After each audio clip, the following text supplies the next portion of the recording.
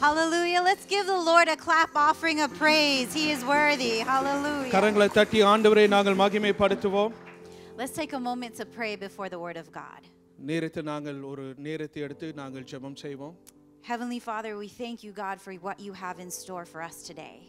பரலோக பிதாவே, இந்த காலை நேரத்தில் எங்களுக்கு நீங்கள் ஆயத்தப்படுத்தின வார்த்தைக்காக நன்றி. Speak to every heart that is yearning for a word from you, O God. உங்களுடைய வார்த்தைக்காக யார் ஆவலோடு காத்திருக்கிறார்களோ அவர்களோடு இந்த காலை நேரத்தில் பேசும். May it be your words and not mine. ஆண்டவரே, உங்களுடைய வார்த்தைகள் மற்றும் என் வார்த்தை அல்ல. In the name of Jesus we pray. இயேசுவின் நாமத்தினாலே வேண்டிக் கொள்கிறோம். Amen.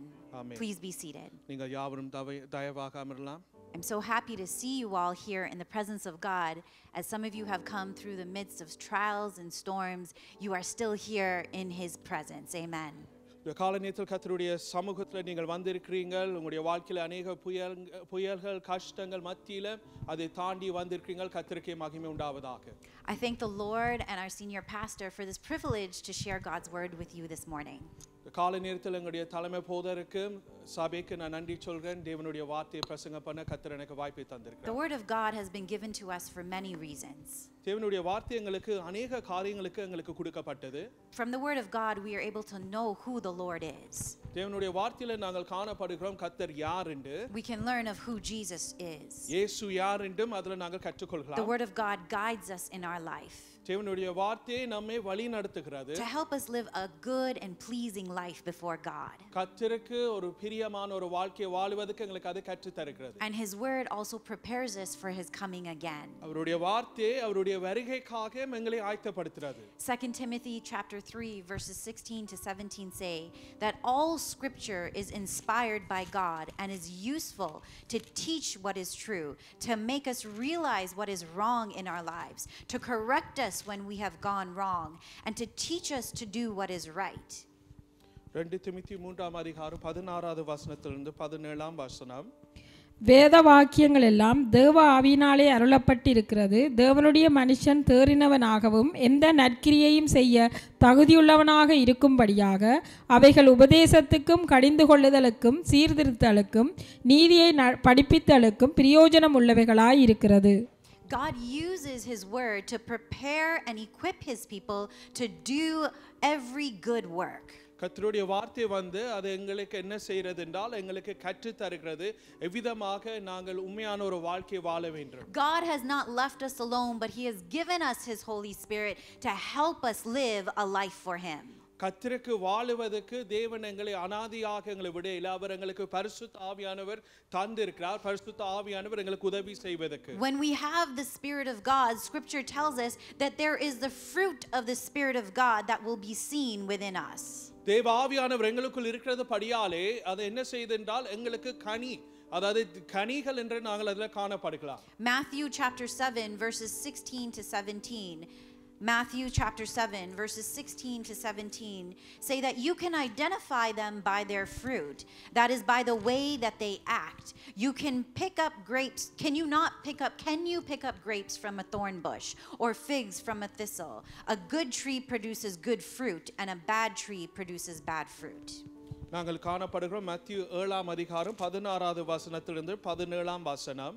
மத்தேயு 7:16-17. அவர்களுடைய கனிகளினாலே அவர்களை அறிவீர்கள். முட்செடிகளில் திராட்சை பழங்களையும் முட்பூண்டுகளில் அத்திப்பழங்களையும் பறிக்கிறார்களா? அப்படியே நல்ல மரமெல்லாம் நல்ல கனிகளை கொடுக்கும், கெட்ட மரமோ கெட்ட கனிகளை கொடுக்கும். Verse 20 continues on to say that just as you can identify a tree by its fruit, you can identify people by their actions. ஆதலால் அவர்களுடைய கனிகளினாலே அவர்களை அறிவீர்கள். Many times the fruit of the Spirit is considered as a list of commands of what we have to follow and be like in life. அநேக நேரத்தில் நாங்கள் யோசிப்பது என்றால் இந்த ஆவியின் கனியானது அது வந்து எங்களுக்கு கொடுக்கப்பட்ட ஒரு கட்டளை, அதை நாங்கள் பின்பற்ற வேண்டும் என்று.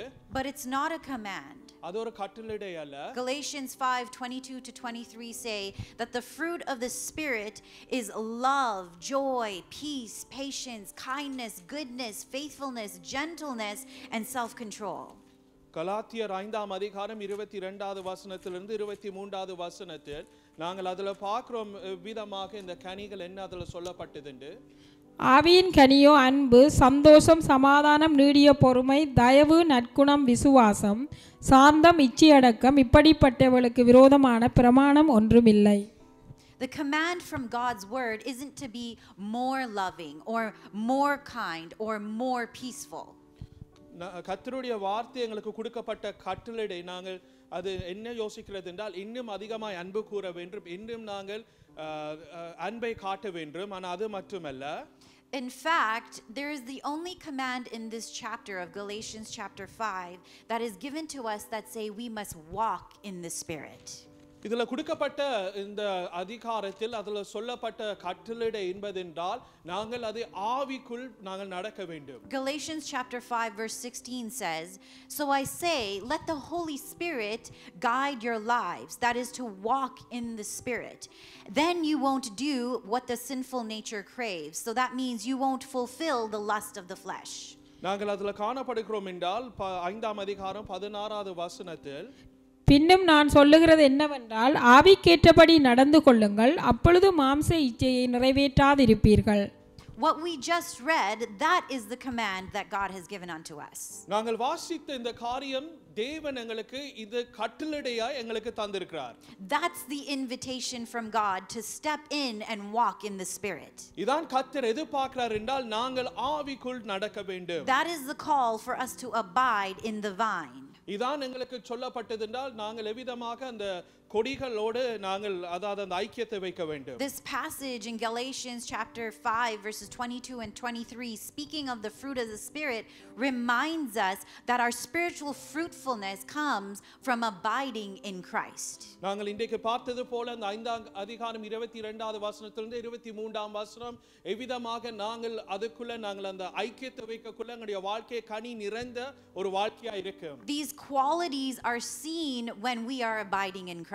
நாங்கள் இயேசுவோடு நாங்கள் அவரோட ஐக்கியத்தை வைப்போம் என்றால் இதை நாங்கள் அதை மற்றவர்கள் அதை காண்கலாம். When we stay in constant communion with Christ, then we are able to see the fruit of the Spirit being displayed in our lives. நாங்கள் ஆண்டவரோடு நல்ல ஒரு ஐக்கியத்தை வைத்துக் கொண்டிருப்போம் என்றால் எங்களுடைய ஜீவியத்தில் அந்த கனிகள் வர்த்திக்கப்படும்.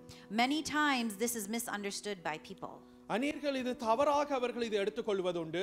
They're either misunderstanding or they're misinformed. அவர்கள் தவறாக எடுப்பதில் and அவர்கள் தவறாக இந்த காரியத்தில் அவர்கள் கற்றிருக்கலாம். And many times we don't realize that the Bible calls us to bear fruit. ஆனா அநேக நேரம் நாங்கள் மறக்கிற ஒரு விஷயம் என்பதென்றால் வேதம் எங்களுக்கு என்ன கற்றுத் தருகிறது என்றால் நாங்கள் கனிகளை கொடுக்க வேண்டும். It does not talk about producing fruit. அதுல சொல்லப்படல கனிகளை உருவாக்குறதுக்கு. There's a difference between the two. ரெண்டுல ஒரு வித்தியாசம் இருக்கிறது. To bear fruit means that the believer is like the branch and you remain with your constant source, which is Jesus the vine. அது நாங்கள் பார்க்கிறோம் என்றால் அந்த கொடி ஆனது என்ன செய்யும் என்றால் அந்த இயேசுவோட அவர் திராட்சை தோட்டமா இருக்கிறது படியாலே அதுல என்னன்னா நாங்கள் அந்த ஐக்கியத்தை வைக்கக்குள்ள அதுல தான் நாங்கள் அந்த ஆதாரத்தை நாங்கள் எடுத்துக்கொள்கிறோம். The fruit that you bear is a natural result of being connected with the vine, being connected with Jesus. இயேசுவோடு நாங்கள் அந்த ஐக்கியத்தை வைக்கக்குள்ள தொடர்ச்சியாக அந்த கனிகள் இன்னும் அதுல வர்த்திக்கப்படும். Producing fruit is different. கனிகளை உருவாக்குவது வித்தியாசம். That's where you strive and you struggle and you try to work at it with your own strength. அது என்பதென்றால் எங்களுடைய சுய பலத்தினாலே காரியங்கள் செய்து நாங்கள் அதுல போராடுவது உண்டு. And you think you're able to show love and joy and all the qualities of the fruit of the Spirit. அதுல என்னென்றால் நாங்கள் அதற்கு அந்த ஆவியின் கனியில எவ்விதமாக அன்பு சந்தோஷம் சமாதானம் இருக்கிறதோ அதே பொழுது நாங்கள் வெளியரங்கமாக காட்டுகிறது. But because you are doing it with your own strength, it is only short-lived. ஆனா நாங்கள் எங்களுடைய சுய பலத்தில் அதை செய்யக்குள்ள அது நீண்ட நாட்கள் அது இருக்காது. But when you are bearing fruit, you are abiding in Christ. நாங்கள் கிறிஸ்துவுக்குள் இருக்கக்குள்ள அந்த நாங்கள் அந்த கனி என்ன செய்வோம் என்றால் அது இன்னும் கூட வர்த்திக்கப்படும். And that is the overflow of the life of Christ flowing through you. அது கிறிஸ்துவுடைய அவருடைய வல்லமையினால் எங்களை நிரப்புகிறார் என்று காணப்படுகிறது. We see this in John chapter 15 verses 4 to 5, where Jesus says, "Abide in me and I in you. you. As the branch cannot bear fruit by itself unless it abides in the vine, neither can you unless you abide in me. I am the vine, and you are the branches. Whoever abides in me, and I in him, he it is that bears much fruit. For apart from me, you can do nothing. யோவான் 15ஆம் அதிகாரம் 4வது வசனத்திலிருந்து 5ஆம் வசனம். என்னில் நிலைத்திருங்கள், நானும் உங்களில் நிலைத்திருப்பேன். கொடியானது திராட்சை செடியில் நிலைத்திராவிட்டால் அது தானாய் கனி கொடுக்க மாட்டாதது போல நீங்களும் என்னில் நிலைத்திராவிட்டால் கனி கொடுக்க மாட்டீர்கள். நானே திராட்சை செடி, நீங்கள் கொடிகள். ஒருவன் என்னிலும் நான் அவனிலும் நிலைத்திருந்தால் அவன் மிகுந்த கனிகளை கொடுப்பான். என்னை அல்லாமல் உங்களால் ஒன்றும் செய்யக்கூடாது. This fruitfulness comes from abiding in Christ and nothing of our own strength. இந்த இதுல நாங்கள் பார்க்கிறோம் என்றால் இயேசுவோடு ஐக்கியத்தை வைக்கக்குள்ள தான் அதுல நாங்கள் பலன் கொடுக்கிறோம். Has anyone seen an apple tree stress itself out so that it can bear forth fruit?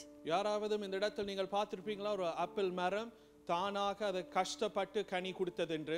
No, instead you will see a tree that is strongly rooted with its roots.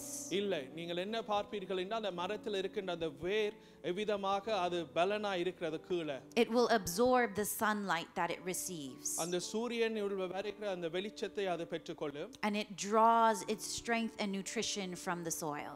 அதிலிருந்து தான் அந்த நாங்கள் பார்க்கிறோம் அந்த அது வளரும். And in the right time the fruit will grow.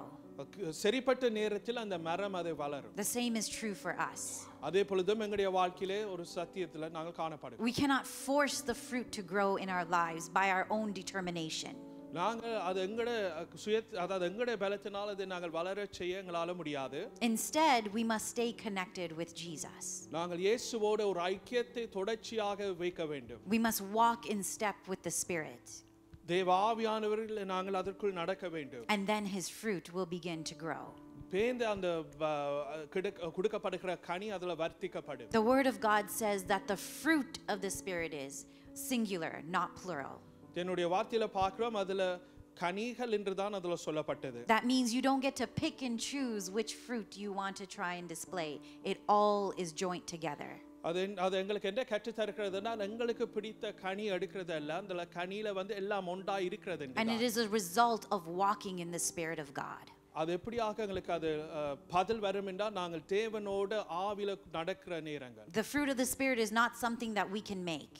இதை நாங்க எங்களாலே உருவாக்க முடியாது. But it's something that the Holy Spirit produces in us when we walk with Jesus. நாங்கள் இயேசுவோடு நடக்கக்குள்ள பரிசுத்த ஆவியானவர் அது எங்களுக்கு வர்த்திக்கப்படுத்துவார். You see, bearing fruit signifies spiritual growth and transformation. It shows change through your dependence on Jesus Christ. இதுல என்ன எங்களுக்கு கற்று தருகிறது என்றால் நாங்கள் அதுல எங்களுடைய வாழ்க்கை இயேசுவை போல இன்னும் நாங்கள் அதுல மாறப்படுவோம். But if you looked at producing fruit, that would mean that the believer is the source, and that is against what the word of God says. அது கனியை நாங்கள் செய்ய பார்க்கக்குள்ள அதுல என்ன காண்பிக்குது என்றால் நாங்கள் அதுல எடுக்கிறோம், ஆனா அது தேவனுடைய வார்த்தை எங்களுக்கு அதை கற்று தரையில அப்படி செய்யறதுக்கு. That's why scripture says you can only bear fruit when you are with Christ. அதான் வேதம் எங்களுக்கு கற்று தருகிறது என்றால் இயேசுவோடு இருக்கக்குள்ளதான் நாங்கள் கனிகளை நாங்கள் அதுல வர்த்திக்கப்படும். What we are rooted in will determine the fruit that we bear.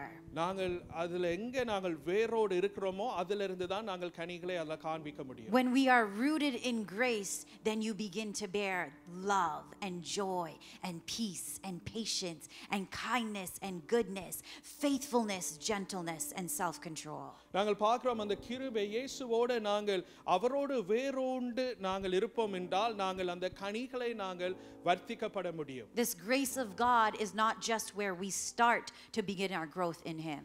இந்த தேவ கிருபையானது நாங்கள் தொடர்ச்சியில இருக்கிறது என்றல்ல. But the grace of God is where we stay when we abide in Jesus. தேவனுடைய கிருபையானது நாங்கள் இயேசுவோடு எங்க இருக்கிறோமோ அதில தான் அது ஆரம்பிக்கின்றது. It is by God's grace that we are saved. தேவ கிருபையினாலே தான் நாங்கள் ரட்சிக்கப்பட்டிருக்கிறோம். It is by God's grace that we have a privilege to be in a relationship with Jesus.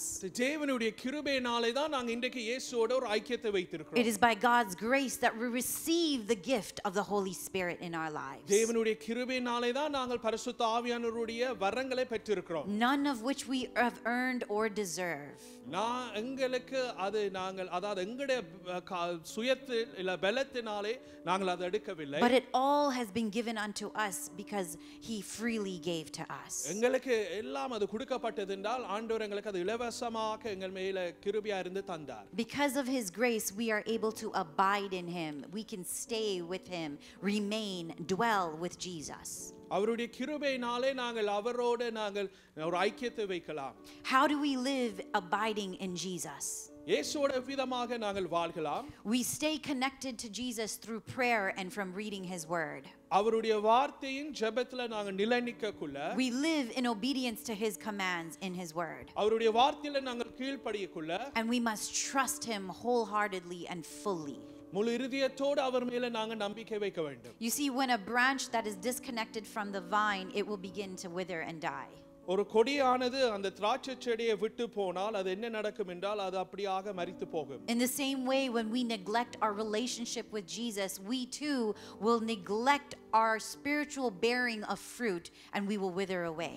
இதே பொழுதும் நாங்கள் இயேசுவை விட்டு விலகி போவோம் என்றால் எங்களுடைய வாழ்க்கையில அதே பொழுதும் நாங்கள் எங்களுடைய ஆவிக்கு அதாவது எங்களுடைய அந்த கனிகள் மரித்து போகும். When you are connected with Jesus, the outpouring of the presence of Jesus Christ will flow through your life. நாங்கள் இயேசுவோடு அந்த ஐக்கியத்தை வைக்கக்குள்ள அவருடைய பிரசன்னம் எங்களை அதிகமாக நிரப்பி நம்மை வழி நடத்தும். People will begin to see love, the first fruit that is listed, because that is what it is all rooted in, the love of Jesus. ஜனங்கள் வந்து தேவனுடைய அன்பு நம் மூலமாய் காணப்படுவார்கள் ஏனென்றால் அந்த கனியில பார்க்கிறோம் அன்பு தான் முதல் அதுல பாவிக்கப்பட்டது. Others will see joy that can only come from Christ alone. அநேகர் அதே பொழுது மற்றவர்கள் அந்த சந்தோஷத்தை மகிழ்ச்சியை காண்பிப்பார்கள் அது எப்படி வருகிறது இயேசு மூலமாக. Others will see peace from abiding in Christ because he is the Prince of Peace. மற்றவர்கள் உங்கள் மூலமாய் சமாதானத்தை காண்பார்கள் ஏனென்றால் சமாதான பிரபு உள்ளவர் உங்களோடு இருக்கிறார் என்று. Patience is developed as we abide and wait upon the Lord. நாங்கள் பொறுமை தேவன் இடத்தில் நாங்கள் காத்திருக்கக்குள்ள அதை நாங்கள் பெற்றுக்கொள்ளலாம். Kindness is active compassion unto others, just as Christ showed us compassion and kindness when we were yet sinners. இரக்கம் எங்களுக்கு இருக்கும் என்றால் நாங்கள் மற்றவர்கள் மேல் அதை காண்பிப்போம் ஆனால் தேவனோட ஐக்கியத்தை வைக்கக்குள்ள அவர் இரக்கம் உள்ளவர் அந்த இரக்கம் எங்களுக்கு தருவார். Goodness is moral integrity as seen in Ephesians chapter 5 verse 9. நன்மைகள் காணப்படுகிறோம் எபேசியர் 5:9 நீங்கள் அதை பார்க்கலாம். Faithfulness now allows you to be loyal and dependent as our God is faithful unto us. His mercies are new every morning. உம்மை தினம் என்று காணப்படுகிறோம் என்றால் அவர் எங்களுக்கு உண்மை உள்ளவராய் இருக்கிறது போல நாங்களும் அவ்விதமாக வாழ முடியும். Gentleness is not weakness, but it is strength under control, like Jesus was when he says, gentle and lowly in heart was he. சாந்தம் என்று காணப்படக்குள்ள அது ஒரு பலவீனம் அல்ல அது என்னென்றால் அது எங்களுக்கு எப்பேற்பட்ட சூழ்நிலைகள் போனால் அது எங்களுக்கு பலன் தருகிறது என்று காணப்படுகிறோம். இயேசுடைய வாழ்க்கையில இவ்விதமாக அவர் இருந்தால் வாழ்ந்தார் எங்களுக்கு அது முன்மாதிரியாக காட்டியிருக்கிறார். And finally, self-control allows us to resist sin in our lives. இதே நாங்கள் செல்ஃப் கண்ட்ரோல் நாங்கள் பார்க்கிறோம் என்றால் அந்த பாவத்தின் மேல நாங்கள் அதை மேற்கொள்ளலாம். Bearing fruit in the spirit is not just an overnight process, but it is a lifelong journey in our life. இதை நாங்கள் ஆவியில அந்த கனிக்குள் வளர்வது என்றால் அது ஒரு இரவு நேரத்தில் ஒரு நாள் அது வராது. நாங்கள் அனிதினம் இயேசுவோடு நாங்கள் ஐக்கியத்தை வைக்க வேண்டும். John chapter 15 verse 2 says that he cuts off every branch in me that bears no fruit, while every branch that does bear fruit he prunes so that it will be even more fruitful. யோவான் 15 அதிகாரம் 2வது வசனம். யோவான் 15 2வது வசனம். என்னில் கனி கொடாதிருக்கிற கொடி எதுவோ அதை அவர் அறுத்து போடுகிறார், கனி கொடுக்கிற கொடி எதுவோ அது அதிக கனிகளை கொடுக்கும்படி அதை சுத்தம் பண்ணுகிறார். Pruning involves God removing things that hinder our growth in him in our life. அந்த சுத்தம் என்ன அதுல சொல்லப்படுகிறது என்றால் தேவன் அது எங்களுடைய வாழ்க்கையில் இருக்கிற வளர்ச்சி அது எங்கள் பாவமா இருக்கலாம் திசை திருப்பத காரியங்கள் என்னென்ன காரியங்கள் பழக்கங்கள் இருந்தாலும் அது எடுக்கும் என்று. As sin and distractions, unhealthy habits, unwanted relationships are removed from our life, and sometimes it is very painful. எங்களுடைய வாழ்க்கையில் நான் சொன்னதை போல அந்த பாவம் இல்லைன்னா எங்களுடைய வாழ்க்கையில் இருக்கின்ற பழக்கங்கள் இல்லைன்னா எங்களுடைய ஜீவியத்தில் இருக்கின்ற திசை திருப்புகின்ற காரியங்கள் அது எடுக்கக்குள்ள சில நேரம் எங்களுக்கு அது வேதனையாக இருக்கு. But it will lead to greater spiritual maturity. ஆனா அது பார்க்கக்குள்ள அது எங்களுடைய ஆவிக்குரியல ஒரு வளர்ச்சியை கொண்டு வரும். Allowing you to bear fruit to bring glory unto God. இயேசுவுக்கு நாங்கள் கனிகளை கொடுத்து அவர்கள் மகிமை செலுத்த. John 15:8 says that when you produce much fruit, you are my true disciples, and this brings great glory to my Father. அதில் 8வது வசனத்தில் பார்க்கிறோம்னா நீங்கள் மிகுந்த கனிகளை கொடுத்தாலும் என் பிதா மகிமைப்படுத்துவார் எனக்கு சீஷராய் இருப்பீர்கள். We bear fruit to bring glory to God. Amen. நாங்கள் கனிகள் கொடுக்கிறது காரணம் இயேசுவுக்கு மகிமை செலுத்த. ஆமென். We abide in Christ so that when others see us, they see the character of Jesus dwelling within us. நாங்கள் கிறிஸ்துவோடு அந்த ஐக்கியத்தை வைக்கக்குள்ள அநேகர்கள் நம்மை காணப்படக்குள்ள இயேசுவுடைய குணாதிசயங்கள் எங்கள் மூலமாக பார்ப்பார்கள். Everything I just mentioned up to this point in this message speaks about your relationship with Jesus. நான் சொன்ன இந்த செய்தியில நாங்கள் இதுல என்ன பார்க்கிறோம் என்றால் நீங்கள் இயேசுவோடு வைக்கப்படுகிற ஐக்கியம். And if you actively put what has been spoken this morning into your life and practice it, it will keep you ready for the coming of our Lord, which is very soon. நான் சொன்னதை போல இது எங்களுடைய வாழ்க்கையில நடைமுறையாக நாங்கள் செய்யக்குள்ள அது எங்களை ஆயத்தப்படுத்தும் இயேசுவுடைய வருகைக்கு. The Bible has many prophecies that are to be fulfilled before Jesus comes to take his church. வேதம் எங்களுக்கு அநேக தீர்க்கதரிசனங்கள் சொல்லப்பட்டது இயேசுவுடைய வருகை பற்றி. Many of these prophecies have been fulfilled. அநேக தீர்க்கதரிசனங்கள் நிறைவேறப்பட்டது. We are coming closer to witnessing even the building of the third temple in Jerusalem. நாங்கள் அதாவது நாங்கள் கிட்டடியில ஒரு காரியம் ஒன்று நாங்கள் காணப்படுகிறோம் என்றால் அந்த கடைசி தேவ ஆலயத்தில் அவர்கள் இஸ்ரவேலை கட்டுறார்கள் என்று. There are certain things that need to be done before Jesus comes in preparation again. சில காரியங்கள் அதில் செய்து அவர்கள் முடிப்பதற்கு முன்பாக அது இயேசுவுடைய வருகை என்று நாங்கள் காணப்படுகிறோம். According to a bishop, right now every furniture that needs to be ready and put into the third temple in Israel is already prepared. அதில் ஒரு ஊழியக்காரன் சொன்ன ஒரு விஷயம் என்பது என்றால் அதில் இருக்கின்ற அந்த ஃபர்னிச்சர்ஸ் எல்லாவற்றிலும் அவர் கட்டி வைத்திருக்கிறாங்க. They have identified the priests and everything that needs to be ready in order to move things along. அவர்கள் அதில் தெரிந்தெடுத்திருக்கிறார்கள் ஆசாரியர்கள் அதை காரியங்கள் செய்து ஒழுங்குபடுத்துவதற்கு. They have the design and the layout for the temple for it to be built. அதுடைய அந்த அஸ்திபாரம் எல்லாவற்றிலும் ஆயத்தப்படுத்தி இருக்கிறார்கள் அதை கட்டி முடிப்பதற்கு. According to biblical law, a red heifer without blemish must be sacrificed. அந்த வேதத்தில் காணப்படுகிறோம் என்றால் அதில் குறிப்பிட்ட ஒரு மாடு அதை பாவிக்கப்பட வேண்டும் பலிகளாக செலுத்த. Its ashes will be used as purification rites to cleanse those who will serve in this new temple. அதுடைய சாம்பல் என்ன அவர்கள் செய்வார்கள் என்றால் இந்த ஆலயத்தை சுத்திகரிப்பார்கள். For centuries, we did not have the proper red heifer to be used as a sacrifice. சரித்திரத்தில் நீங்கள் பார்ப்பீர்கள் என்றால் அவர்கள் அதை பாவித்தது என்றல்ல. But now this animal is present and ready in Israel. ஆனா இப்பொழுது நீங்கள் பார்ப்பீர்கள் என்றால் இஸ்ரவேல்ல இந்த மிருகம் ஆயத்தத்தோடு அவர்கள் வைத்திருக்கிறார்கள். Many see this as a preparation for the third temple to be built and that the plans are moving forward. அநேகர் இதில் பார்க்கிறார்கள் என்றால் அந்த சொன்னதை போல அந்த மூன்றாவது ஆலயம் இப்பொழுது கட்டுவதற்கு ஒரு நிலைமை வந்துட்டு. The pieces are starting to come together. இப்போ நாங்கள் பார்க்கிறோம் எல்லாம் அதில் ஒன்றாய் வருகிறது. And now the momentum is growing. It's starting to work together faster than it did many years ago. முந்தி அநேக வருடங்களுக்கு முன்பாக பார்க்கக்குள்ள இப்பொழுது நாங்கள் பார்க்கிறோம் என்றால் அவர்கள் கடினமாக அதை வேலை செய்கிறார்கள். Why am I speaking about the third temple to be built in Jerusalem? எதுக்காக நான் இந்த மூன்றாவது ஆலயத்தில் எருசலேத்தை கட்டுகிறார்கள் என்று நான் கொண்டு வரேன்? Because it is a sign that Jesus is coming soon. காரணம் என்றால் இயேசு வருகிறதுக்கு அடையாளம். So are we ready for what is to come next? வருகிற காலங்களுக்கு நாங்கள் ஆயத்தமா இருக்கிறோமா? As believers, we are called to watch and pray and discern the times that are before us. விசுவாசிகளாகிய நாங்கள் அதை என்ன செய்ய வேண்டும் என்றால் காத்திருந்து காரியங்களை பார்த்து ஜெபிக்க வேண்டும். Imagine waking up to a sound in the middle of a night in your home of someone breaking in. யோசித்து பாருங்கள் ராத்திரி நேரத்தில் திடீரென்று ஒரு திருடன் உங்களுடைய வீட்டு உள்ளுக்கு உடைத்து அந்த சத்தம் நீங்கள் கேட்டால் when you did not expect it to happen. நீங்க எதிர்பார்க்காத நேரத்தில் அது நடக்கக்குள்ள when you did not prepare for it, அதுக்கு நீங்கள் ஆயத்தம் இல்லாத நேரத்தில் and now it is too late, they are in your house. அவர்கள் இப்ப வந்தோனே உங்களுக்கு உடனே காரியங்கள் ஒன்றுமே செய்ய முடியாத ஒரு நிலைமை. That is exactly how Jesus describes his coming again for the church. அதே போல தான் இயேசு அவர்களுக்கு கற்றுத் தருகிறார் அவர் விதமாக சபையில வருவார். He warns us that he will come like a thief in the night. அவர் எங்களுக்கு எச்சரிப்பு வார்த்தைகளை கொடுக்கிறார் அவர் திருடனை போல வருவார் என்று. Suddenly, unexpectedly and without warning. சகதியாக தெரியாமல் நேரத்தில் அவர் வருவார். Many will be caught off guard. சிலர் அதுல ஆயத்தம் இல்லாம இருப்பார்கள். This is a true reality of what is going to happen for us. இது ஒரு உண்மைய சம்பவம் எங்களுடைய வாழ்க்கையில இது நடக்க போகுது. And every single person here today and those watching must prepare themselves before Jesus comes. இடத்தில் இருக்கின்ற எல்லாரும் அதே பொழுதும் லைவ் ஸ்ட்ரீம்ல பார்த்து கொண்டு இருக்கிறவர்களுக்கு இதில நாங்கள் ஆயத்தமா இருக்க வேண்டும். In the book of Matthew and in 1 Thessalonians, we are warned to be alert and to be watchful.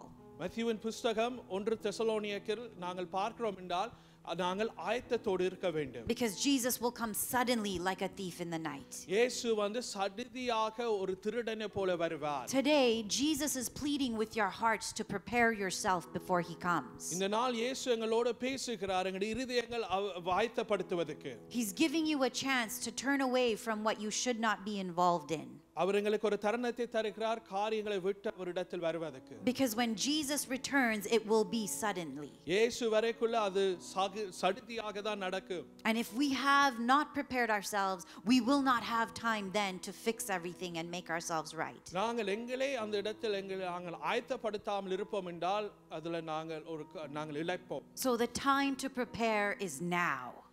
கொடுக்கப்பட்ட நேரம் இன்றைக்கு ஆயத்தத்தோடு இருக்கு. The word of God says that many will be unprepared. தேவனுடைய வார்த்தையில காணப்படுகிறோம் என்றால் अनेகர் ஆயத்தத்தோடு இருக்க மாட்டாங்க. People will be living their life as usual. அவர்கள் போகிற வாழ்க்கையோட அப்படியாக இருப்பார்கள். They'll be going to work, making plans and focusing on worldly things. வேலைக்கு போவார்கள் அவர்கள் தங்களுடைய விருப்பங்களை அந்த இடத்தில் காரியங்கள் செய்வார்கள். And then suddenly the Lord will appear. திடீரென்று கர்த்தர் அந்த இடத்தில் வருவார். So God says we must be spiritually alert, awake and aware. ஆண்டவர் சொல்றார் நாங்கள் விழித்திருக்க வேண்டும். We saw earlier today what it means to live in Jesus. நாங்கள் முன்பு நாங்கள் பார்த்த சில விஷயங்கள் எப்படி நாங்கள் இயேசுக்குள் இருக்க வேண்டும். To be filled by his Holy Spirit. பரிசுத்த ஆவியானவராலே நாங்கள் நிரப்பப்பட வேண்டும். To stay close to Jesus every single day. இயேசுவோடு நாங்கள் நெருங்கி வாழ வேண்டும் ஒவ்வொரு நாள். Many people think they are ready for Jesus but they are spiritually asleep. சிலர் நினைப்பார் என்றால் நாங்கள் ஆயத்தத்தோடு இருக்கிறார்கள் ஆனாலும் தூங்கி கொண்டு இருக்கிறார்கள். Whether you are ready or not, Jesus is coming. நீங்கள் ஆயத்தமா இருக்கிறீர்களா இல்லையா என்று எனக்கு தெரியல ஆனா இயேசு வருகிறார். The question is, will you be found ready or will you be left behind? இன்றைக்கு கேள்வி என்பது என்றால் அவருடைய வருகைக்காக ஆயத்தமா இருப்பீர்களா இல்லைன்னா நீங்கள் கைவிடப்படுகிற நிலைமையில் இருப்பீர்களா? In Matthew chapter 25, Jesus speaks about a parable of 10 virgins, of 10 young women.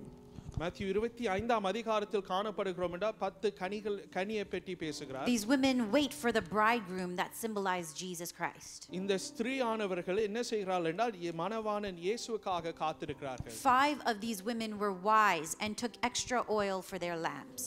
இந்த 5 ஸ்திரீகள் என்ன செய்தார்கள் என்றால் அவர்கள் புத்தி உள்ளவர்களாக அவர்கள் அந்த எண்ணெயை கொண்டு போனார்கள். 5 were foolish and took no extra oil. மற்ற 5 பேர் அவர்கள் எண்ணெய் கொண்டு போகாமல் அவர்கள் இருந்தாங்க. When the bridegroom arrived at midnight, the wise were ready, but the foolish had gone to go buy oil. நாங்கள் காணப்படுகிறோம் இந்த இரவு நேரத்தில் நாங்கள் அந்த 5 பேர் ஆயத்தமா இருந்தார்கள் மற்ற 5 பேர் போய் எண்ணெய் வாங்குவதற்கு போனார்கள். By the time they returned, the door was locked and they were shut out from entering into the wedding. அவர்கள் அந்த மறுபடி அவர்கள் திருப்பி வரைக்குள்ள அந்த வாசல்கள் அந்த கதவு மூடப்பட்டது. This parable is extremely terrifying because it looks like all the 10 virgins were ready for the groom. இதை நாங்கள் பார்க்கக்குள்ள இது மிக ஒரு ஆச்சரியமான ஒரு காரியம் பயங்கரமான ஒரு காரியம். They all seemed the same. They were standing ready for the groom to come. எல்லாரும் அந்த இடத்தில் அவர்கள் ஆயத்தத்தோடு இருந்தார்கள் என்று தான் காணப்படுகிறோம். They all had lamps in their hands. அவர்களுக்கு அந்த விளக்கு இருந்தது என்று காணப்படுகிறோம். They were all waiting in expectation for the groom. அவர்கள் மணவாளனுக்காக காத்திருந்தார்கள். But only half of them were truly ready. ஆனா பாதி ஒரு கூட்டம் ஆயத்தமா இருந்தாங்க. Outwardly, they looked like believers, but inwardly, they were not prepared. வெளியரங்கமா காணக்குள்ள அவர்கள் விசுவாசி உள்ளவர்களாக இருந்தாங்க, ஆனா உள்ளுக்கு பார்க்கக்குள்ள விசுவாசிகள் உள்ளவர்களாக இருக்கவில்லை. You see, the oil in the lamps represent a true relationship with Jesus Christ. அந்த விளக்கில் இருக்கின்ற அந்த எண்ணெய் அதனுடைய அடையாளம் என்பது என்றால், விளக்கம் என்றால் இயேசுவோடு இருக்கின்ற அந்த உண்மையான ஐக்கியம். The wise had extra oil, meaning that they had a daily relationship, a daily experience with the power of the Holy Ghost. இந்த கனிகள், அந்த 5 கனிகள் அந்த எண்ணெயோடு இருந்தவர்கள் என்ன அதல பார்க்கிறோம் என்றால், அவர்கள் அனிதினம் இயேசுவோடு ஒரு ஐக்கியத்தை வைத்தார்கள். The foolish ones assumed they were fine, but had no true connection with Jesus. அந்த மத்த புத்தி உள்ளாதவர்கள் என்ன செய்தார்கள் என்றால், அவர்கள் இயேசுவோடு ஒரு ஐக்கியத்தை வைக்கவில்லை. When the door was shut, it was too late. கதவுகள் மூடப்படைக்குள்ள அது நேரங்கள் கடந்து சென்றது. Jesus says when he comes, it will be like in the days of Noah. When the door is shut on that boat, no one can open it except Jesus. இயேசு சொன்னதை போல நோவாவுடைய நாட்களில் நடந்தது போல விதமாக அந்த கதவு வாசல்கள் மூடக்குள்ள ஆக்களுக்கு அதுல நேரம் கிடைக்கல உள்ளுக்கு பிரவேசிக்க. In this parable, the door was shut. The 5 came back and said, "Open the door for us." But they looked at them and said, "I do not know you. Away from me." இதுல காணப்படுகிறோம் அந்த 5 புத்தி உள்ளாத ஸ்திரீலட கனிகள் என்ன செய்தார்கள் என்றால், கதவு தட்டைக்குள்ள ஆண்டவர் அந்த இடத்தில் சொல்கிறார், நேரங்கள் முடிந்தது என்று. This is one of the most terrifying statements in the scripture. வேதத்தில் காணப்படுகிறோம் இது ஒரு பயங்கரமான ஒரு வசனம். Where you think you are right before God, but God will look at you and say, "Away from me, I know ye not." நாங்கள் நினைப்போம் என்றால், இந்த வசனத்தில் காணப்படுகிறோம்னா நாங்கள் நினைக்கிறோம் நாங்கள் எல்லாம் நல்லதா இருக்கிறது, ஆனா ஆண்டவர் சொல்வார், இல்ல நல்லது இல்லை என்று என்னை விட்டு விலகி போ. Jesus is warning us that there will be a point when it becomes too late to repent. இயேசு சொல்கிறார், ஒரு நேரம் ஒன்று வரும், அதுல எங்களுக்கு நேரம் இருக்காது மனம் திரும்புவது. Matthew 25:13 says, "Therefore keep watch, because you do not know the day or the hour." Matthew 25ஆம் அதிகாரம் 13வது வசனத்தில் காணப்படுகிறோம் என்றால், நேரம் எங்களுக்கு தெரியாது, ஆனாலும் வெளித்திருங்கள். Many think that they have much time before God comes back again to get right with him. அநேகர்கள் யோசிக்கிறதுன்னா, எங்களுக்கு கொடுக்கப்பட்ட இன்னும் கணக்கு அதாவது நேரங்கள் இருக்கிறது, தேவனோடு சரிப்படுத்துவதற்கு நாங்கள் செய்யலாம் என்று. But the truth is, it will be too late and the door will be shut and there will be no time for repentance. ஆனா உண்மையான சத்தியம் ஆனதென்றால் நேரம் எங்களுக்கு இருக்காது. Not everyone will enter into the kingdom of God. எல்லாரும் தேவனுடைய ராஜ்யத்துக்குள் பிரவேசிக்க மாட்டாங்க. Jesus is coming soon. இயேசு சீக்கிரமாய் வருகிறார். It could be today. அது இன்றைக்கா இருக்கலாம். It could be tomorrow. நாளைக்கா இருக்கலாம். But the question is, are you ready for when he comes again? ஆனா கேள்வி என்பதென்றால், அவர் வருவதற்கு நீங்கள் ஆயத்தமா இருக்கிறீர்களா? We have to prepare ourselves. எங்களை நாங்கள் ஆயத்தப்படுத்த வேண்டும். We must examine our hearts. எங்களுடைய இதயத்தை நாங்கள் ஆராய்ந்து பார்க்க வேண்டும். Are you truly saved or just religious, practicing and following rules? உண்மையாக நாங்கள் ரட்சிக்கப்பட்டோமா இல்லைன்னா நாங்கள் பாரம்பரிய காரியங்கள் நாங்கள் செய்கிறோமா? Being a church member will not save you. Only having a relationship with Jesus is what will truly save you. சபையில எங்களுக்கு இருக்கின்ற அந்த அங்கத்தனம் எங்களை ரட்சிக்காது. இயேசுவோடு இருக்கிற அந்த உண்மையான ஐக்கியம் தான் எங்களை ரட்சிக்கப்படும். You must live a holy life, and it is possible by the strength and the power of the Holy Spirit. நாங்கள் பரிசுத்தமான ஒரு வாழ்க்கை வாழ வேண்டும், ஆனா அது பரிசுத்த ஆவியானவர் மூலமாக அதை எங்களால் செய்வதற்கு முடியும். God says, "Be holy as I am holy." ஆண்டவர் சொல்றார், நான் பரிசுத்தமா இருக்கிறது பொழுது நீங்களும் பரிசுத்தமா இருங்கள். Remove sin from your life, repent and turn away. வாழ்க்கையில் இருக்கிற அந்த பாவங்களை அதற்றி மனம் திரும்பி இயேசுண்டையில வாருங்க. Don't play with temptation. சோதனையோடு விளையாடாதீங்க. Some of you are playing with sin. சிலர் பாவத்தோடு விளையாடி கொண்டிருக்கிறீர்கள். We don't know it. We believe you are saved. எங்களுக்கு தெரியாது, நாங்க நினைக்கிறோம் நீங்க ரட்சிக்கப்பட்டீர்கள். Jesus sees it. ஆனா இயேசு காண்கிறார். He's telling you today, repent. அவர் சொல்கிறார், மனம் திரும்பு. He's giving you a chance. உங்களுக்கு ஒரு தருணத்தை தருகிறார். He's calling you to be filled with the power of the Holy Spirit. அவர் உங்களை அழைக்கிறார் பரிசுத்த ஆவியானவர் வல்லமையினால நிரப்புவது. We must stay in prayer. We must worship and read God's word every single day. ஒவ்வொரு நாளும் நாங்கள் ஜெபத்திலும் ஆராதனையிலும் தேவனுடைய வார்த்தையை வாசித்து அதில் இருக்க வேண்டும். At any point in the day, if you went to Mama's house, you can hear her praying and speaking to the Lord. மாமாவுடைய வீட்டில நீங்கள் போரிப்பீர்கள் என்றால் அநேக நேரங்கள் அதுல பார்க்கின்ற ஒரு விஷயம் என்றால் அவங்க எப்பொழுதும் ஜெபித்துக் கொண்டே இருப்பாங்க. You can hear how much she was in love with Jesus. நீங்கள் கேட்கலாம், எவ்வளவுக்கு அவங்க இயேசு மேல அந்த நேசம் இல்ல அன்பு வைத்திருக்கிறார். Are you the same way? Are you in love with Jesus? அதே பொழுது நீங்கள் இயேசு மேல் அன்பு வைத்திருக்கிறீர்களா? God calls us to be watchful. ஆண்டவர் எங்களை அழைத்திருக்கிறார் என்றால் வெளித்துள்ளவர்களாய் இருக்க. Don't be distracted by the things of this world. உலகத்தில் கொண்டு வருகிற காரியங்கள் அதை திசை திருப்பாமல் இருங்கள். Don't waste your time going after gain and money and entertainment in life. உலகத்தில் தரப்படுகிற காரியங்கள் மேல நீங்கள் போகாமல். These things can make you spiritually lazy. அது என்ன செய்யும் என்றால் உங்களுக்கு அந்த சோம்பல்தன ஆவிக்குரிய வாழ்க்கையில சோம்பல்தனத்தை கொண்டு வரும். You will think a few minutes with Jesus is enough. I have other things to do. நாங்கள் யோசிப்போம் கொஞ்ச நிமிடங்கள் இயேசுவோடு இருந்து வேற வேற காரியங்கள் செய்ய வேண்டும். If you don't have that relationship with Jesus, those are the people who will be left behind. இயேசுவோடு ஐக்கியத்தை வைக்காமல் இருக்கிறவர்கள் அவர்கள்தான் கைவிடப்படுகிற நிலைமையில் இருப்பார்கள். God calls us to fulfill the great commission to share the gospel unto all the earth. ஆண்டவர் எங்களுக்கு பெரிய ஒரு பொறுப்பை ஒன்று தந்திருக்கார் என்றால் இந்த உலகத்தில் போய் சுவிசேஷத்தை சொல்ல வேண்டும். He wants us to help others to get ready before it is too late. மற்றவர்கள் ஆயத்தப்படுத்த வேண்டும் நேரங்கள் போவதற்கு முதல். Some of you may not understand the urgency of our need to be ready before Jesus. சிலருக்கு இது உங்களுக்கு அது விளங்காமல் இருக்கலாம். எவ்வளவு அது ஒரு முக்கியமான ஒரு காரியம் இயேசுவுடைய வருகைக்கு நாங்கள் ஆயத்தமா You see your relatives, your children, your loved ones not close to Jesus, but you don't do what you can for them. உங்களுடைய நண்பர்களா இருக்கலாம், உங்களுடைய குடும்பமா இருக்கலாம், உங்களுக்கு தெரிந்தவர்களா இருக்கலாம். உங்களுக்கு தெரியும் அவர்கள் எவ்விதமான வாழ்க்கையில போகிறார்கள். அதுல நாங்கள் ஏதாவது ஒரு வழியில இயேசுவை சொல்ல வேண்டும். If you have already spoken unto them, don't stop praying for them. நீங்கள் ஏற்கனவே இயேசு பற்றி சொல்லி இருப்பீர்கள் என்றால் ஜெபிக்கிறதை விடாதீர்கள், தொடர்ந்து ஜெபிங்கள். One day Jesus will come. ஒரு நாள் இயேசு வருவார். And some only will enter into his kingdom. ஆனால் சிலர் அந்த தேவனுடைய ராஜ்யத்துக்குள் பிரவேசிப்பார். Just like in the days of Noah, some will pound on the door and ask for the door to be opened again. நோவாவுடைய நாட்களை போல விதமாக அந்த கதவு வாசல்கள் அவர்கள் தட்டினது போல். But they will hear the dreadful words, I do not know you. அவர்கள் அந்த வார்த்தை ஒன்று கேட்பார்கள், நான் உன்னை அறியேன் என்று. Today examine your heart. இன்றைக்கு உங்களுடைய இருதயத்தில் ஆராய்ந்து பாருங்க. What will Jesus say to you? இயேசு உங்களை பார்த்து என்ன சொல்லுவார்? The time to prepare is right now.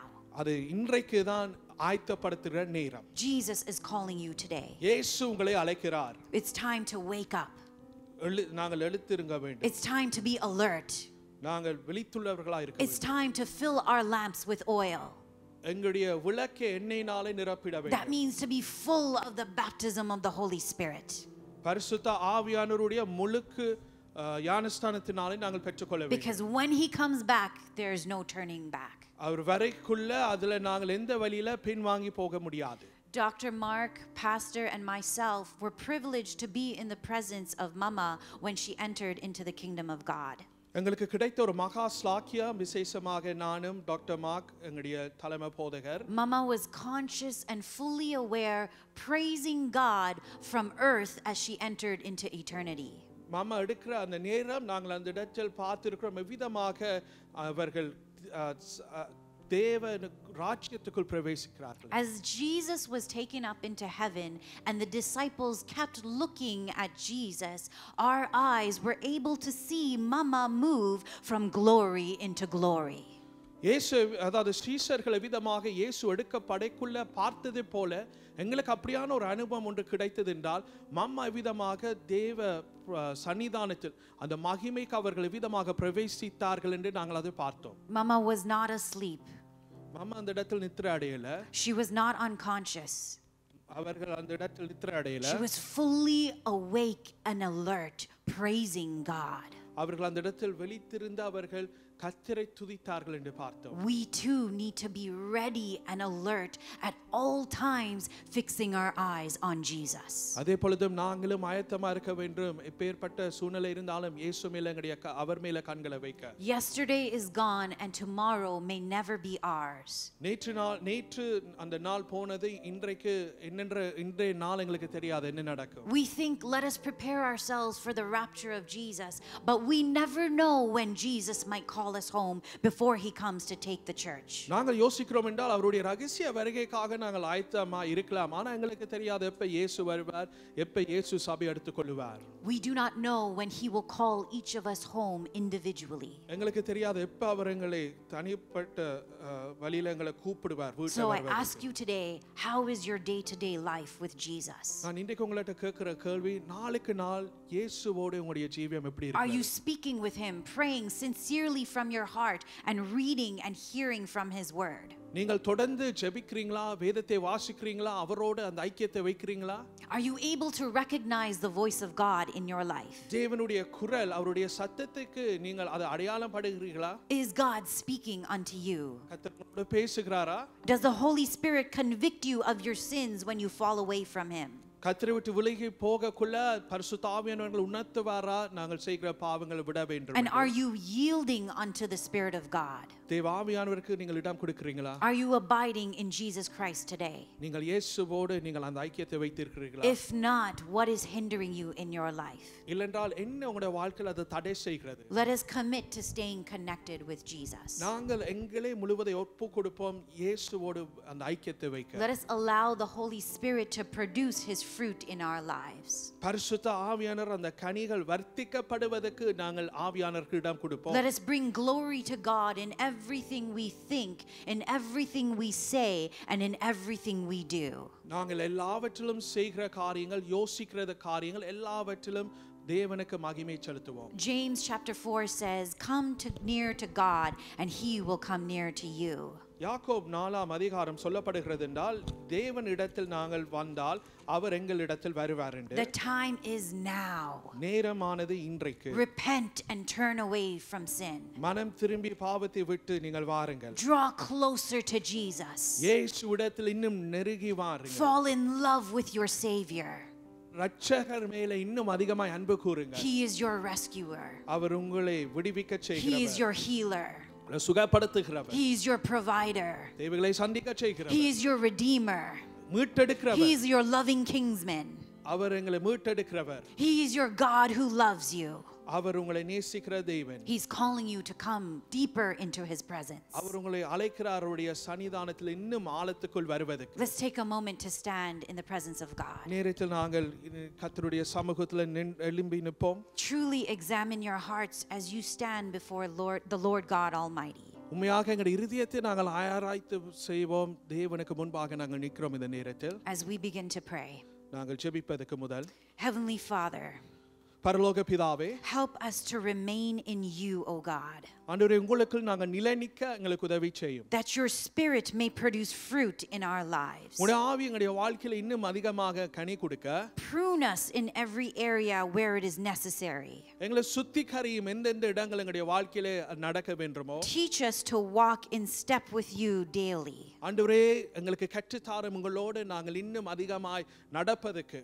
Help our lives to bring glory unto your name. எங்களுடைய வாழ்க்கை உங்களுக்கு மகிமை செலுத்துவதற்கு எங்களுக்கு உதவி செய்யும். We come before you with humble hearts, O God. ஆண்டவரே உங்களுக்கு முன்பாக எங்களுடைய இருதயங்களை தாழ்த்துகிறோம். We understand now and recognize that the day of your return is drawing near. நாங்கள் அறிந்திருக்கிறோம், உணர்ந்திருக்கிறோம் உங்களுடைய வருகை ஆண்டவரே நாட்கள் கிட்ட வருகிறது என்று. Lord, forgive us of our sins. ஆண்டவரே நாங்கள் செய்த பாவங்களை மன்னித்தருளும். And forgive us of being spiritually lazy. ஆண்டவரே எங்களுடைய ஆவிக்குரிய வாழ்க்கையில் அந்த சோம்பல்தனமான காரியங்களை மன்னித்தருளும். Forgive us for any distractions that have kept us from fully surrendering unto you. ஆண்டவரே உங்களுக்கு நாங்கள் முழுவதே ஆண்டவரே சரணடையாத நாட்களை மன்னித்துக் கொள்ளும். Jesus, your word warns us to be watchful. இயேசுவே உங்களுடைய வார்த்தை எங்களுக்கு கற்று தந்தது To be ready. ஆயத்தத்தோடு இருக்க. To keep our lamps burning. ஆண்டவரே எங்களுடைய விளக்கு எரியப்பட வேண்டும். We ask that you fill us today with the oil of your Holy Spirit, O God. ஆண்டவரே எங்களை உங்களுடைய ஆவியானவருடைய எண்ணெயினாலே எங்களை நிரப்புடுங்க. Spirit of God, fall fresh upon us. ஜீவனுள்ள தேவனே எங்கள் மேல ஆண்டவரே புதிதாக காரியங்கள் நடக்கட்டும். Open your mouths and begin to ask God to fill you more with his Holy Spirit. வாய்களை திறந்து பரிசுத்த ஆவியானவரை நோக்கி கேளுங்கள், என்னை நிரப்படு. Let there be no area in your life that does not have the movement of the Holy Spirit. உடைய வாழ்க்கையில பரிசுத்த ஆவியினுடைய அசைவு மட்டும் இருக்க வேண்டும். Holy Spirit, may you take full control. பரிசுத்த ஆவியானவரே நீர் ஆட்கொள்ளும். Help us to walk in holiness. பரிசுத்தத்துக்குள் நடக்க உதவி செய்யும். Help us to live in urgency for your kingdom that is going to come, O God. ஆண்டவரே உடைய ராஜ்யத்துக்கு உடைய வருகைக்காக நாங்கள் ஆயத்தமா இருக்க உதவி செய்யும். Awaken our hearts and let us not be asleep any longer. எங்கள் இருதயங்கள் ஆண்டவரே விழித்துள்ளவர்களாய் இருக்கட்டும், நித்திரை கொள்ளாதபடி. Let us not be like the foolish virgins that were unprepared. ஆண்டவரே அந்த புத்தி உள்ளாத ஸ்திரீகள் எவ்விதமாக ஆயத்தம் இல்லாதவை போல் இருந்தது போல நாங்கள் அதே போல் இருக்காமல் காத்துக்கொள்ளு. Let us not be like those who sleep when the enemy comes like a thief. ஆண்டவரே அந்த நித்திரை அடைந்தவர்களை போல எவ்விதமாக அந்த திருடன் இரவு நேரத்தில் வந்தானோ அதே பொழுது நாங்கள் இருக்காமல். The enemy has come like a thief in the lives of many of you that are here today. அநேகருடைய வாழ்க்கையில அந்த திருடன் ஆனவன் உங்களுடைய ஜீவியத்தில் வந்திருக்கிறான். He has robbed you of your joy. உங்களுடைய சந்தோஷத்தை திருடி He இருக்கிறான். has robbed you of your peace. உங்களுடைய சமாதானத்தை அவன் திருடி He has எடுத்திருக்கிறான். robbed you of your health. உங்களுடைய சுக ஆரோக்கியத்தை திருடி எடுத்திருக்கிறான். Jesus is saying, turn your eyes unto me. இயேசு சொல்லுகிறார் உங்களுடைய திசைகள் உங்களுடைய கண்கள் என் மேல வையுங்கள். And I will restore what has been lost. இழந்ததை உங்களுடைய வாழ்க்கையில திருப்பி தருவேன். I will give back to you what the enemy has tried to take away. பிசாசானவன் திருடின காரியங்கள் உங்களிடத்தில் மறுபடி அதை தருவேன். In the name of Jesus. இயேசுன்ற By the நாமத்தினாலே authority given by Jesus. இயேசு நமக்கு தந்த I அதிகாரம். command every demonic work நான் இப்பொழுதும் கட்டளை கொடுக்கிறேன் எல்லா அசுத்த ஆவிகள் that has been working in your life உங்களுடைய ஜீவியத்துக்கு விரோதமான காரியங்கள் செய்கிற to be காரியங்கள் destroyed in Jesus' name. இயேசுவின் நாமத்தினாலே அது நிர்மூலம் I ஆக்கப்படுவதாக. declare victory in the name of Jesus. இயேசுவின் நாமத்தினால் நான் பேசுகிறேன் ஜெயம் உங்களுக்கு No உண்டாகட்டும். longer condemned but accepted by Jesus. இயேசு உங்களை அங்கீகரிக்கிறார். May you be strong in Jesus.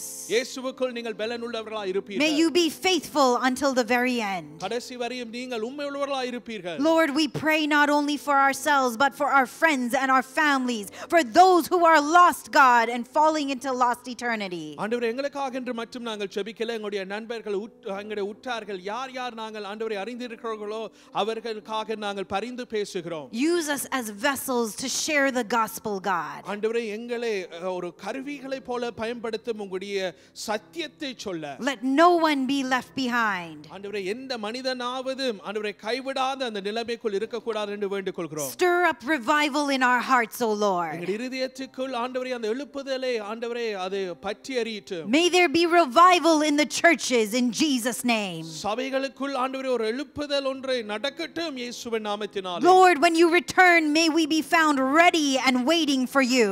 ஆண்டவரே நீங்கள் வருகிறதுக்கு அந்த நாளை நாங்கள் ஆயத்தத்தோடு இருக்க உதவி செய்யும். Thank you for this chance, God, to turn back unto you. ஆண்டவரே இந்த தருணத்துக்காக நன்றி. உங்களிடத்தில் மறுபடியும் நாங்கள் வருவதற்கு Thank you for your mercy. நன்றி அப்பா. உங்களுடைய கிருபை இரக்கங்களுக்காக, Thank you for your love. உங்களுடைய அன்புக்காக நன்றி. Thank you for your salvation. ஆண்டவரே நீங்க தந்த ரட்சிப்புக்காக நன்றி. Thank you for your grace. உங்களுடைய கிருபைகளுக்காக நன்றி. Thank you for your healing. உங்களுடைய சுகத்துக்காக நன்றி. Thank you for your provision. ஆண்டவரே எங்களுடைய தேவைகளை சந்திக்கிற காரியங்களுக்காக நன்றி. Thank you, God, that you are near and not afar. ஆண்டவரே நீங்கள் தூரமுள்ள தேவனல்ல, கிட்ட எங்கள் அருகில இருக்கிறீங்களே, நன்றி. May we never take you for granted. ஆண்டவரே எந்த வழியில நாங்கள் அது அற்பமாக எடுக்காமல் We pray all of this in the mighty name of Jesus Christ, our Lord and Savior, our King who is coming soon. எல்லாவற்றிலும் இயேசு கிறிஸ்துவின் ஜீவனுள்ள நாமத்தினாலே, ராஜாதி ராஜனுடைய நாமத்தினாலே, மீண்டும் வருகிற ராஜாதி ராஜனுடைய நாமத்தினாலே வேண்டிக் கொள்கிறோம்.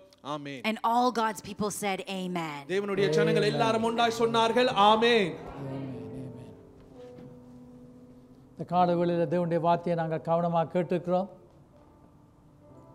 ஆண்டவர் சொல்லியிருக்கிறார், நாளையும் நாளிகையும் நீங்கள் அறிய மாட்டீர்கள், ஆனால் காலங்களை பார்த்தால் எங்களுக்கு தெரியும். தயவுசெய்து யாரும் உட்காருங்கள். காலங்களை பார்த்தா எங்களுக்கு தெரியும். அநேக இடங்களில் நடக்கிற காரியங்களை பார்க்குறத விட யூத ஜனங்களுக்கு, இஸ்ரவேல் மக்களுக்கு நடக்கிறதை பார்க்கும் வேளையில் ஆண்டவராகிய இயேசு கிறிஸ்து அவருடைய வருகை அதிசீக்கிரமாக இருக்கிறது என்பதை நாங்கள் அறிந்திருக்கிறோம். அந்த 3வது ஆலயம் கட்டப்பட போகிறதுக்கு எல்லாம் ஆயத்தமாக இருக்குது என்று சொல்லும் வேளையில் அது உண்மையாகவே கர்த்தருக்குள்ளே ஆயத்தப்படுத்துவதற்கு எங்களுக்கு இந்த நேரத்தை இப்போ கொடுக்கப்பட்டிருக்குது. பரிசுத்தமாக இருக்க வேண்டும். மாம்சத்தின்படி நடக்கக்கூடாது என்று இன்றைக்கு போதனையை கேட்டோம். அந்த மாடுகள், அதாவது சிவப்பு நிற மயிருள்ள அந்த மாடு அமெரிக்காவில் இந்த 2022 இஸ்ரேலுக்கு கொண்டு போகப்பட்டிருக்குது. இது 3வது வருடம், 25 பலி செலுத்தப்பட போகிறது. பஸ்கா பண்டிகை நேரத்தில், பாஸ் ஓவர் டைமில். இந்த ஆண்டவருடைய ஆலயம் கட்டும் வேளையில் நான் விசுவாசிக்கிறேன், ஆண்டவர் எங்களை எடுத்துக்கொள்ளுவார். அது ஒரு ஈஸியான ஒரு விஷயம் அல்ல. உங்களுக்கு தெரியும், நான் இதை சுருக்கமாக சொல்லி முடித்துவிட்டு நான் ஜெபம் பண்ண போகிறேன். பிரசிடென்ட் ட்ரம்ப் கடந்த முறை அங்கே வந்த நேரத்தில் ஜெருசலேமை இஸ்ரவேல் தேசத்துக்கு தலைநகரமாக்கும் வழியில் அது கஷ்டமான ஒரு காரியம், ஆனால் துணிந்து செய்து விட்டார். இப்பொழுதும் அவர் வந்திருக்கிற காரியம், நான் நம்புறது, இது நான் யோசிக்கிறது, இஸ்ரவேலில் சில காரியங்களை செய்வதற்காகத்தான் அவரை ஆண்டவர் நியமித்திருக்கிறார். ஏனென்றால் அவருடைய வருகை சீக்கிரமாய் நடைபெறுவதற்காக. ஆகவே ஒருவரும் கைவிடப்படக்கூடாது. இன்றைக்கு பாஸ்டர் ரெபேக்கா சொன்னது போல 50% தான் எடுத்துக்கொள்ளப்படுவார்கள், 50% கைவிடப்படுவார்கள். அந்த எடுத்துக்கொள்ளப்படுகிறவர்களில் நானும் நீங்களும் இருக்க வேண்டும் என்பது தான் எனக்கு விருப்பம். உங்களுக்காக நான் எப்பொழுதும் ஜெபம் பண்ணுவது. ஆனால் நீங்கள் கர்த்தருக்கு பிரியமாக மாம்சத்தின்படி நடக்காமல் ஆவியின்படி நடப்போம் என்றால், நான் கிறிஸ்தவன், நான் பல வருஷம் கிறிஸ்தவனாக இருந்திருக்கிறேன் என்பது அல்ல, நான் கிறிஸ்தவ பரம்பரையில் பிறந்தவன் என்பது அல்ல. இன்றைக்கு நானும் நீங்களும் எப்படி கர்த்தரோடு வாழுகிறோம், இது மிக முக்கியமானது.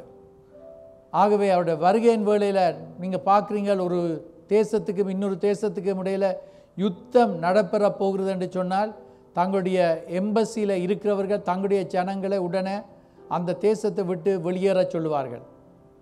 நான் விசுவாசிக்கிறது என்னவென்று சொன்னால், நாங்கள் கர்த்தருடைய ஸ்தானாதிபதிகள், we are ambassadors of Christ என்று சொல்லி வாசனம் சொல்லுகிறது. ஒரு பெரிய காரியம் நடைபெறுவதற்கு முன்பதாக கிறிஸ்து தன்னுடைய பிள்ளைகளை எடுத்துக்கொள்ள போகிறார். அதுதான் ரகசிய வருகை. ரகசிய வருகைக்கும் 2ஆம் வருகைக்கும் வித்தியாசம் இருக்குது. அவர் தன்னுடைய பிள்ளைகளை எடுத்துக்கொள்ள போகிறார். அதற்கு நானும் நீங்களும் ஆயத்தம் இல்லாமல் இருக்கக்கூடாது. இன்றைக்கு பாஸ்டர் ரெபேக்கா சொன்னது போல், இட் வாஸ் அ ப்ரிவிலேஜ். உண்மையாகவே மாமா ஆண்டோடைய ராஜ்யம் போகும் வழியில் எங்கள் 3 பேருக்கும் கிடைத்த ஒரு பெரிய ஒரு சிலாக்கியம். அவர்கள் எப்படி பரலோகத்துக்குள்ளே போனார்கள் என்பதை நாங்கள் காணக்கூடியதாக இருந்தது. ஒன்று பாஸ்டர் சொன்னது போல் எல்லாமே உண்மை. It was beautiful. நாங்கள் கதைத்து கொண்டிருந்தோம், பாஸ்டர் ரெபேக்கா நான் கதைத்து கொண்டிருந்தோம். என்னவென்று சொன்னால், சீஷர்கள் இயேசு எடுத்துக்கொள்ளப்படுவதை பார்த்து அதுக்கு பின்பதாக தங்களோட உயிரியை கொடுக்கறதுக்கு ஆயத்தமாக இருந்தார்கள் இயேசுக்காக என்ற அந்த மகிமைக்குள்ளே செல்வதற்கு. அம்மா போகும்பொழியில் நான் சொன்னேன், இதை பார்க்குறது எந்த வாழ்க்கையில் ஒரு மாற்றத்தை கொண்டு வந்திருக்குது. நிச்சயமாக பாஸ்டர் ரெபேக்கா டாக்டர் மார்க்கோட வாழ்க்கையில் ஒரு மாற்றத்தை கொண்டு வந்திருக்குது. நான் சொல்லுகிறேன், இயேசு வருவதற்கு முன்பதாக எங்களுக்கு எச்சரிப்பின் வார்த்தையை கொடுக்கிறார். இன்றைக்கு அருமையான வார்த்தையை கேட்டோம், அருமையான வார்த்தை. நாங்கள் இந்த கால வேளையில் கர்த்தருடைய ராஜ்யத்துக்குள்ளே பிரவேசிப்பதற்கு நாங்கள் எல்லாரும், எங்களுடைய பிள்ளைகள், எங்களுடைய குழந்தைகள், எங்களுடைய உறவினர், எல்லாரையும் நாங்கள் எங்களை குறித்து மாத்திரம் யோசித்து கொண்டிருப்பதில்லை, மற்றவர்களும் எடுத்துக்கொள்ளப்படுவதற்கு ஆயத்தமாக இருக்க வேண்டும். இந்த வேளையில் நாங்கள் ஜெபம் பண்ண போகிறோம். எல்லா கண்கள் மூடி இருக்கும் வேளையில், தலைகள் குனிந்திருக்கும் வேளையில், உங்களுக்கு தெரியும் ஆவியானவர் இந்த இடத்துல இருக்கிறார். பரிசுத்த ஆவியானவர் கிரியை நடப்பிக்கிறார். உங்களுடைய உள்ளத்தில் பேசுவார். நீங்கள் நல்லா ஜெபம் பண்ணுற ஆளாக இருக்கலாம், நீங்கள் நல்லா துதிக்கிற ஆளாக இருக்கலாம், நல்லா பிரசங்கம் பண்ணுகிற ஆளாக இருக்கலாம். அதல்ல, உங்களுடைய இருதயத்தில் உங்களுக்கு தெரியும் நீங்களும் கர்த்தரும் எப்படி இருக்கிறீங்கள். வெளியில் நாங்கள் நல்லவர்களை போல இருக்கலாம், உண்மை கிறிஸ்தவர்களை போல இருக்கலாம். ஆனால் எங்களுடைய நடத்தை, எங்களுடைய ஜீவியம், எங்களுடைய இருதயம், ஆண்டவர் எங்களுடைய உள்ளத்தை பார்க்கிறார், எங்களுடைய எண்ணங்களை அறிந்திருக்கிறார். எங்களுடைய கிரியைகள் அதை வெளிப்படுத்தும். இந்த காலவெளியில் எல்லாரும் கர்த்தருக்கு உங்களை ஒப்பு கொடுப்பீங்கள் என்று சொன்னால், ஒரு நல்ல அருமையான வேளை. இயேசு கிறிஸ்துடைய ரகசிய வருகைக்கு முன்பதாக மரணம் எங்களை சந்தித்தார். மரணம் அவர் கூப்பிடுதல் அல்ல, கூப்பிட்டா நாங்கள் போவோம். ஆனால் மரணம் வந்தால் எங்கே போவோம் என்பது தான் எங்களுக்கு மிக முக்கியமானது. இந்த காலவேளையில் கர்த்தருடைய வசனம்தான் எங்களை வழி நடத்தி கொண்டிருக்குது. அதுதான் கர்த்தருடைய வசனம் எங்கள் கால்களுக்கு தீபமும் பாதைக்கு வெளிச்சமாக இருக்குது. என்னுடைய மனசாட்சி கர்த்தரோட ஆவியோடு இணைந்திருந்தால் எங்களை வழி நடத்தப்படுகிறத காணக்கூடியதாக இருக்குது. சும்மா சொல்லிட்டு போக முடியாது. I can do this and I can ask God to forgive என்று சொல்லிட்டு போக முடியாது. இப்பொழுதே மனம் திரும்புகிற நாள், இந்த செகண்டே கர்த்தருடைய சன்னிதானத்துக்குள்ளே வந்து நிற்கிற ஒரு நேரம். ஆகவே இந்த வேளையில் உங்களை அர்ப்பணிங்கள், கர்த்தருக்கென்று அர்ப்பணிங்கள்.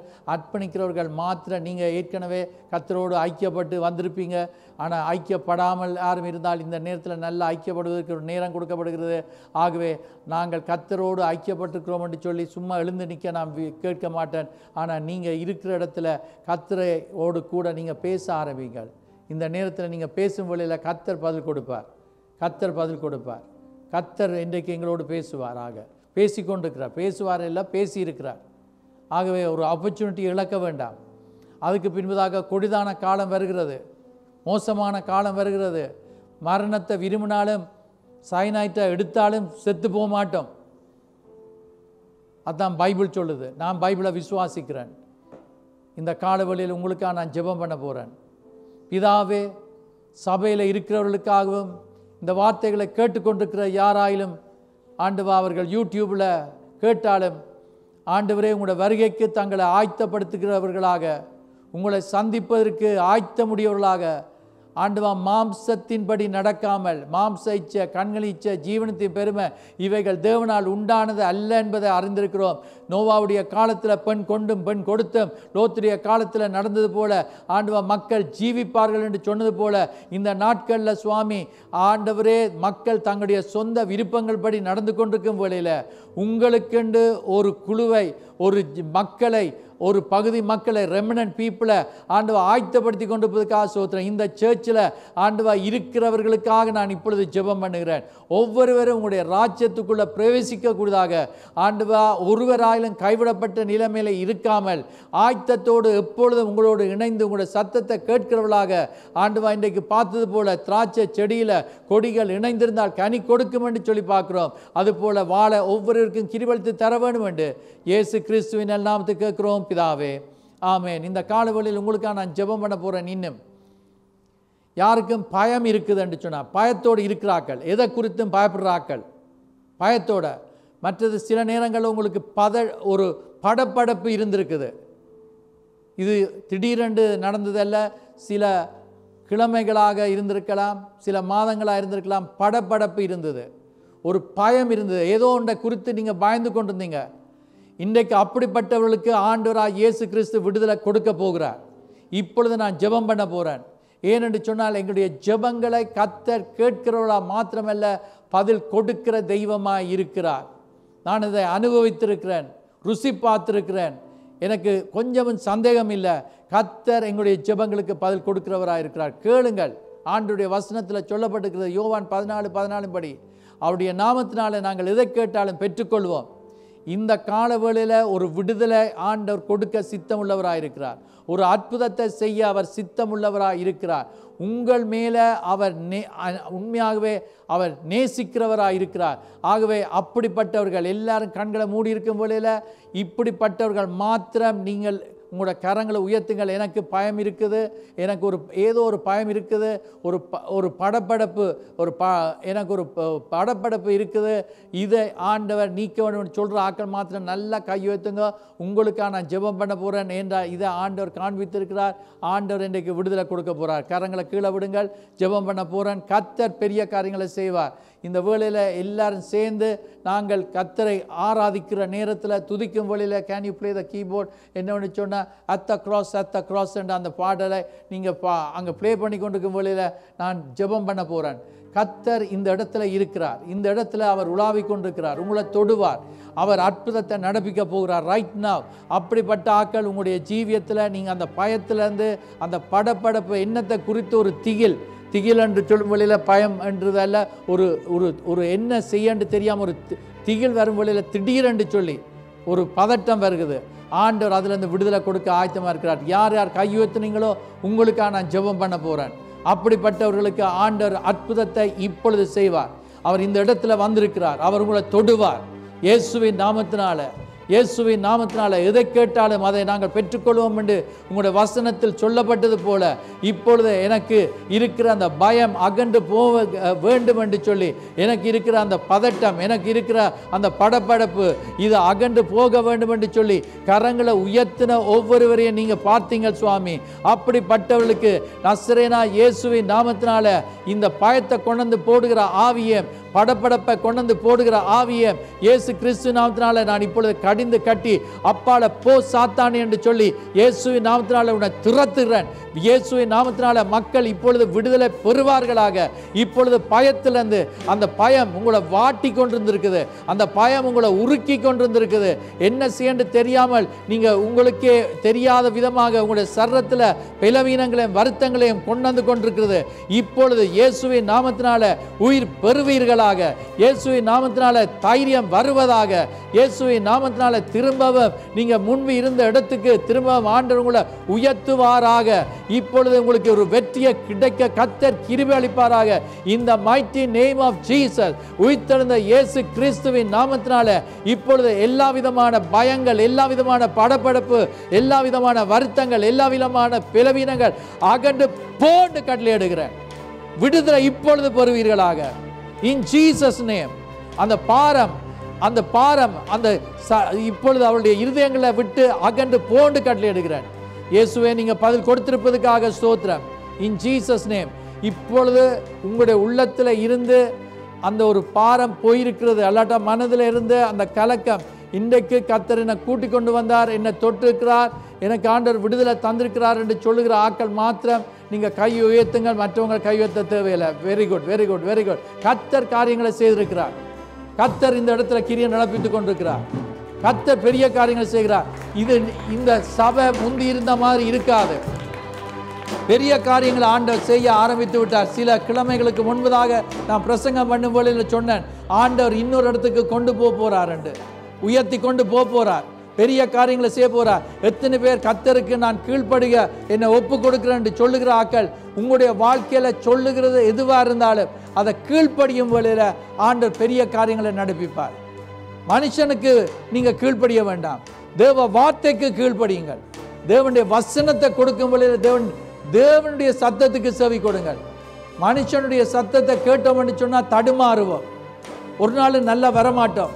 ஆனா கர்த்தருடைய வார்த்தையின்படி கேட்கும் வழியில கர்த்தர் எங்களை உயர்த்தி கொண்டு இருக்கிறார், உயர்த்த போறார், பெரிய காரியங்களை செய்வார். நான் சொல்லுகிறேன், மனுஷீகமாக அல்ல, மாம்சத்தின்படி அல்ல, அவர் எல்லா விதத்திலையும் எங்களை ஆசீர்வதிக்க ஆயத்தமா இருக்கிறார். உன் ஆத்மா வாழ்வது போல ஆன்மா தான் மிக முக்கியம். ஆண்டவர் சொல்லிக்கிறார், முதலாவது தேவனுடைய ராஜ்யத்தை, முதலாவது இடத்தை அவருக்கு கொடுக்கும் வேளையில, கர்த்தருடைய சத்தத்துக்கு செவி கொடுக்கும் வேளையில கர்த்தர் எங்களை மாற்றுவார், மகிமையிலிருந்து மகிமைக்குள்ள கொண்டு போறார். Don't miss any service. ஒரு சர்வீஸை மிஸ் பண்ண வேண்டாம். ஃப்ரைடே பைபிள் ஸ்டடியை மிஸ் பண்ண வேண்டாம். ஃபாஸ்டிங் அண்ட் ப்ரேயர் மிஸ் பண்ண வேண்டாம். எந்தெந்த மீட்டிங்ஸ்ல கலந்து கொள்ள முடியுமோ கலந்து கொள்ளுங்கள். ஏனென்றால் கடைசி நாட்களுக்குள்ள வந்து கொண்டிருக்கிறோம் என்பது எங்களுக்கு நல்லா தெரியும். எத்தனை பயங்கரமான காரியங்கள் கனடாவில் நடக்கிறது என்பதை நீங்கள் அறிந்திருக்கிறீங்க. தூரத்துக்கு எங்கேயும் போக தேவையில்லை, எங்களுடைய சிட்டிஸில் நடக்கிறது எங்களுக்கு தெரியும். ஆகவே அருமையான சகோதரனே சகோதரிய, பயங்கரமான காலத்தில் ஆண்டவர் எங்களை தெரிந்தெடுத்து நாங்கள் காவற்காரராக நிற்கக்கூடியதாக கர்த்தர் எங்களை மாற்றுவாராக, வாட்ச்மேனாக மாற்றுவாராக, ஜெபத்தில் தரித்திருப்போமாக. கர்த்தர் எங்களை பாதுகாப்பார். எல்லாரும் எழுந்து நிற்போமா? எங்களை நேசிக்கிற எங்களை அருமையான தாப்பனை உங்களை துதிக்கிறோம், ஸ்தோத்திரிக்கிறோம். தேவனுடைய ஆவியானவர் எங்கே இருக்கிறீங்களோ அந்த இடத்துல விடுதலை இருக்குது என்று உங்களோட வசனத்தில் பார்க்கிறோம். இந்த கால வேளையில் பெரிய காரியங்களை நடப்பித்திருக்கிறீங்க, உங்களோட வார்த்தை கூடாக பேசி இருக்கிறீங்க, வல்லமையாக கிரியை நடப்பித்திருக்கிறீங்க சுவாமி. அன்பில் ஆண்டவரை இப்பொழுது மக்களை விடுதலை ஆக்கி இருப்பதற்காக ஸ்தோத்திரம். ஆண்டவர் உன் விசுவாசத்தின்படி உனக்கு ஆக கடவுது என்று சொன்னது போல இந்த கால வேளையில் யாரெல்லாம் விசுவாசிக்கிறார்களோ அந்த விசுவாசத்தின்படி மக்கள் காரியங்களை பெற்றுக்கொள்வார்களாக, ஆசீர்வாதமாக இந்த கிழமை முழுவதும் செழிப்பாக இருப்பார்களாக. அன்பின் ஆண்டவரை இந்த நாளிலும் எங்களோடு சேர்ந்து ஆராதிக்க முடியாமல் நியாயமான காரணத்தின் நிமித்தமாக தடைப்பட்டிருக்கிறவர்களுடைய தடைகளை அகற்றி வருகிற கிழமைகளில் எங்களோடு சேர்ந்து உங்களை ஆராதிக்க கிருபை தரும்படி கேட்கிறேன். வியாதியோடு இருக்கிறவர்களை தொட்டு குணப்படுத்தும்படி ஜெபம் பண்ணுகிறேன் ஐயா. அன்பின் ஆண்டவரே, விடுமுறைக்கு போயிருக்கிறவர்களோடு கூட இருந்து பாதுகாப்போடு கொண்டு வரும்படி கேட்கிறேன். தொடர்ந்து சபையில் பெரிய காரியங்களை நடப்பீங்க. வீட்டு கூட்டங்களை ஆசீர்வதிங்க.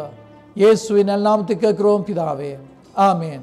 நம்முடைய கர்த்தராகிய இயேசு கிறிஸ்துவின் கிருபை, தேவனுடைய அன்பு, பரிசுத்த ஆவியானவருடைய ஐக்கியம் அவருக்காக ஜீவிக்க ஒப்பு கொடுத்துக்கிற ஒவ்வொருவரோடும் இன்றும் என்றும் சதா காலங்களிலும் எப்பொழுதும் இருப்பதாக. ஆமென்.